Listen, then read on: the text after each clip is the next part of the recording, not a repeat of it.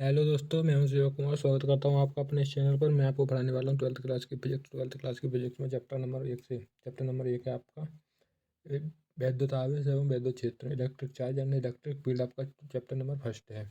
इस चैप्टर को मैं आपको कराने वाला हूँ, देखिएगा, जुड़े रहिएगा मेरे साथ में। यानी स्थित वैद्युत की हेडिंग डालिएगा सबसे पहले, स्थित वैद्युत की। इस चैप्टर में स्थित वैद्युत की हेडिंग डालिएगा, उसमें लिखिएगा स्थित वैद्युत की भौतिक विज्ञान की वह शाखा है जिसमें स्थिर आवेशों का अध्ययन किया जाता है। इस डेफिनेशन को लिख लीजिएगा आप और देखिएगा आगे। आगे आपको सबसे पहले डेफिनेशन एक और लिखनी है, वैद्युत आवेश।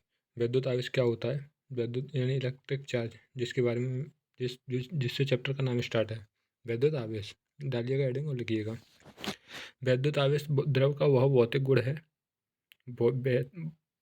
वैद्युत आवेश द्रव का वह गुण है जिसके कारण वह विद्युत क्षेत्र, वैद्युत अथवा चुंबकीय प्रभाव का उत्पन्न करता है। यानी किसी वैद्युत आवेश द्रव का वह गुण है जिसके कारण वैद्युत तथा द्रव चुंबकीय प्रभाव का उत्पन्न करता है।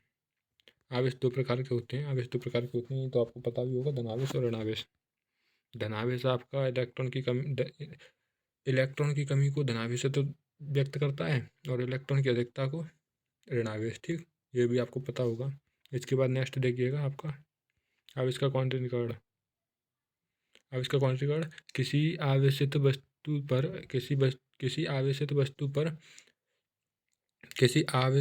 वस्तु पर आवेश तथा मूल मात्रा में का पूर्ण गुणन ही संभव है। उसका आंशिक गुणक संभव नहीं है। ये तो आपको पढ़ लीजिएगा, बेसिक चीज़ें ये तो।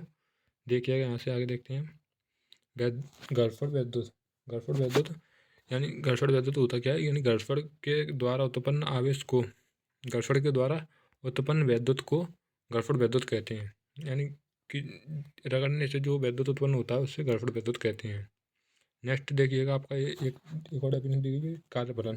कार्यफलन किसी वस्तु से इलेक्ट्रॉन को निकालने के लिए कम से कम जितनी ऊर्जा की आवश्यकता होती है उसे उस वस्तु का कार्यफलन कहते हैं। देखिएगा, नेक्स्ट देखिएगा यहाँ से, नेक्स्ट बढ़ते हैं हम, यहाँ से आगे देखते हैं। कार्यफलन कहते हैं, यहाँ तक आपका हो गया। इसे ओमेगा या फाई नॉट, इससे प्रदर्शित करते हैं। ठीक, इससे प्रदर्शित करते हैं। इसका मात्रक जो है वो होता है जूल। यानी ऊर्जा का मात्रक तो आपको पता है, सिंपली जूल होता है। ऊर्जा का मात्रक जूल होता है, आपको पता होगा। इलेक्ट्रॉन भी होता है इसे, इलेक्ट्रॉन और इलेक्ट्रॉन वोल्ट भी बोलते हैं इसे। एक इलेक्ट्रॉन वोल्ट बराबर आपका होता है 1.6 इंटू 10⁻⁻19 जूल। ठीक, नेक्स्ट देखिएगा, इसमें से हम नेक्स्ट देखते हैं आवेश की उत्पत्ति का इलेक्ट्रॉनिक सिद्धांत। आवेश की उत्पत्ति का इलेक्ट्रॉनिक सिद्धांत, जब दो वस्तुओं को परस्पर रगड़ा जाता है, जब किन्हीं दो वस्तुओं को रगड़ा जाता है, तब निम्न कार्यफलन वाली वस्तु से उच्च कार्यफलन वाली वस्तु पर इलेक्ट्रॉन स्थानांतरित हो जाते हैं, जिसमें निम्न कार्यफलन वाली वस्तु पर धनावेश तथा उच्च कार्यफलन वाली वस्तु पर उतना ही ऋणावेश आ जाता है। नेक्स्ट देखिएगा, आवेशन की विधियाँ। मेथड ऑफ चार्ज, यानी चार्ज को उत्पन्न कैसे करते हैं। चार्ज ये आपका घर्षण के द्वारा उत्पन्न करेंगे हम, और एक चालन द्वारा उत्पन्न करेंगे। दो विधियों को पढ़ेंगे हम इसमें। पहली है घर्षण द्वारा। जब दो वस्तुओं को आपस में रगड़ा जाता है, तब उनमें से एक वस्तु से दूसरी वस्तु पर इलेक्ट्रॉन स्थानांतरित हो जाते हैं, जिससे पहली वस्तु पर धनावेश तथा दूसरी वस्तु पर उतना ही ऋणावेश आ जाता है।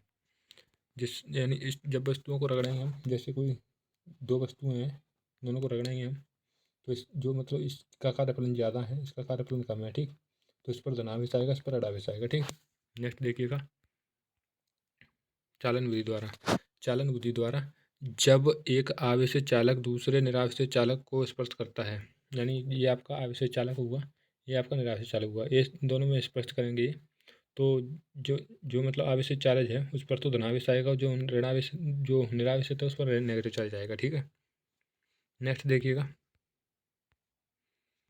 देखिएगा, वैद्युत प्रेरण द्वारा भी हम आवेशित कर सकते हैं। जब किसी आवेशित वस्तु के पास जब किसी आवेशित वस्तु के पास दूसरी निरावेशित वस्तु को लाया जाता है, तब दूसरी वस्तु का पहली वस्तु के पास वाला सिरा विपरीत आवेशित हो जाता है। यानी ये आपका एक छड़ है कोई, रुकिएगा, ये आपकी कोई छड़ है, ठीक, इसका ये पॉजिटिव चार्ज है, ये नेगेटिव है। इसके पास जब हम दूसरी किसी वस्तु को लेके आएंगे तो इस पर नेगेटिव चार्ज आएगा, इस पर पॉजिटिव चार्ज आएगा, ठीक। ये आवेशित है, ये निरावेशित है, तो इस पर नेगेटिव चार्ज आ जाएगा, ठीक। नेक्स्ट देखिएगा, आवेश के मात्रक एवं विमाएं। आवेश का मात्रक, आवेश की विमा एटी होती है। आवेश की विमा एटी। आवेश का मात्रक कूलम होता है, ठीक, इतना याद रखिएगा, आवेश का मात्रक कूलम होता है। यहाँ से इसे आप पढ़ लीजिएगा। नेक्स्ट देखिएगा,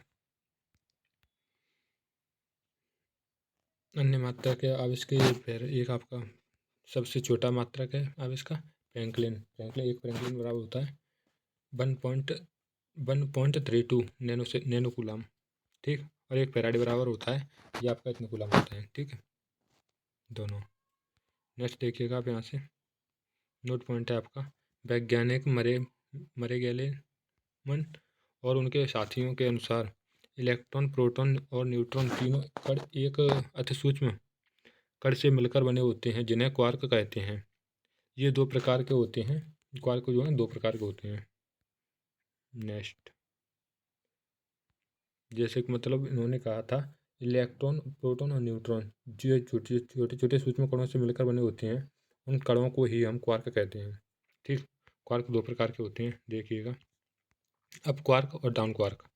up quark, down quark. Up quark ये 3 प्रकार के होते हैं और डाउन क्वार्क ये 3 प्रकार के होते हैं, आप पढ़ सकते हैं, ठीक। ज़्यादा ज़्यादा इसमें कोई नॉलेज नहीं लेनी है क्वार्क के बारे में, इतना पढ़ लेना आप काफ़ी है, ठीक। नेक्स्ट देखिएगा, नेक्स्ट देखिए नोट पॉइंट, अप क्वार्क तथा डाउन क्वार्क को द्रव्यमान, अप क्वार्क तथा डाउन क्वार्क का सभी क्वार्क कणों में सबसे कम होता है। सॉरी दोस्तों, देखिएगा, मैं इसे फिर से एक्सप्लेन करता हूँ। अप क्वार्क तथा डाउन क्वार्क का द्रव्यमान सभी क्वार्क कणों में सबसे कम होता है और ये उनकी अपेक्षा अधिक स्थायी होते हैं। अप क्वार्क पर पृष्ठ के 2/3 कूलम आवेश होता है तथा डाउन क्वार्क पर -के E/3 आवेश होता है। नेक्स्ट देखिएगा, इस पॉइंट को आप पढ़ लीजिएगा और देखिएगा। नेक्स्ट पॉइंट है आपका प्रोटॉन। प्रोटॉन 2 अप क्वार्क तथा एक डाउन क्वार्क के से तथा न्यूट्रॉन 1 अप क्वार्क तथा 2 डाउन क्वार्क से बनता है। प्रोटॉन जो बनता है वो आपका एक अप क्वार्क होगा, एक अप क्वार्क, और 2 होंगे आप उसमें डाउन क्वार्क, ठीक है। प्रोटॉन दोस्तों देखिए, प्रोटॉन बनता है आपका 2 अप क्वार्क, 2 तो अप क्वार्क होंगे उसमें, और एक होगा डाउन क्वार्क, एक होगा डाउन क्वार्क, ठीक। और न्यूट्रॉन बनेगा, न्यूट्रॉन आपको बनेगा, इसमें एक तो अप क्वार्क होगा और 2 डाउन क्वार्क होंगे, ठीक। याद रखना ये चीज़।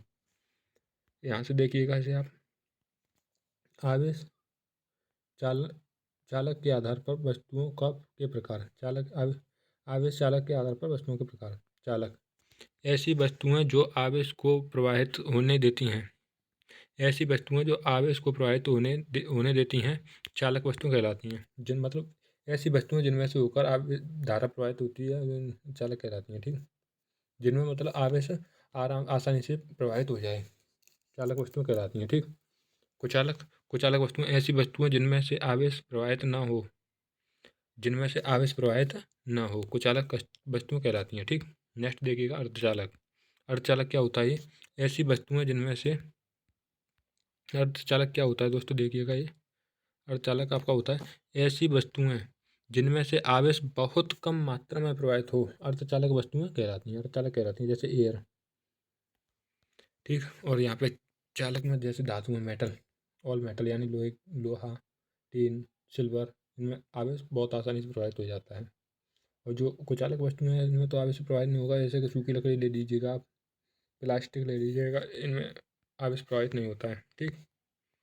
नेक्स्ट देखते हैं हम, अगली वीडियो में देखेंगे हम कूलाम के नियम को समझेंगे अगली वीडियो में। तब तक अगर आपको ये वीडियो अच्छी लगी हो तो मेरे चैनल को सब्सक्राइब कीजिएगा और वीडियो को ज़्यादा से ज़्यादा दोस्तों में शेयर कीजिएगा। अगर आप लोगों का सपोर्ट रहा तो जल्द ही सिलेबस आपका पूरा होगा और आपके लिए लाइव क्लास भी चालू करा दी जाएंगी, लेकिन आपका सपोर्ट रहना चाहिए। ज़्यादा से ज़्यादा शेयर कीजिएगा हमारे चैनल इस वीडियो को, और चैनल को सब्सक्राइब कीजिएगा, अपने दोस्तों को जोड़िएगा इस चैनल पर। धन्यवाद।